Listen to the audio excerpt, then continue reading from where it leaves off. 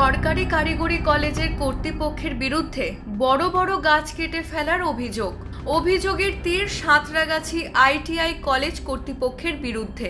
Howrah Holmes ITI college নামে খ্যাত এই কলেজের মাঠে প্রাতঃভ্রমণকারী ও স্থানীয় বাসিন্দাদের দাবি, বেশ কয়েকদিন ধরে দেখা যাচ্ছে কলেজের গেটে ঢুকে বাম দিকে বেশ কিছু গাছের মোটা মোটা গুড়ি ও ডাল পড়ে রয়েছে। যেখানে গাছগুলি ছিল সেখানে দেখা যাচ্ছে নতুন কনস্ট্রাকশনের কাজ চলছে। অভিযোগকারীদের দাবি, কলেজ চত্বরে বেশ কিছু বড় বড় গাছ কেটে ফেলা হয়েছে। কলেজ চত্বরে পড়ে রয়েছে কেটে ফেলা গাছের অংশগুলি। কলেজ কর্তৃপক্ষকে জানাতে চাইলেও তারা কেউই দেখা করতে চায়নি বলে দাবি তাদের। আমরা তো সকালে যারা মর্নিং ওয়াক করতে যাই ওখানে ওরকম আমরা এলাকার প্রচুর মানুষজন যাই সেখানে।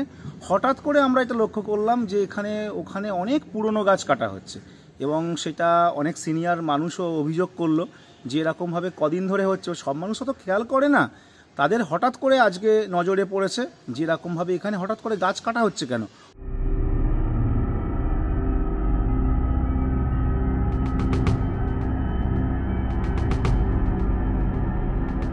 হাওড়া থেকে সোমনাথ পল্লের report, U Bangla TV. U Bangla TV, হৃদয় ছুঁয়ে যায়।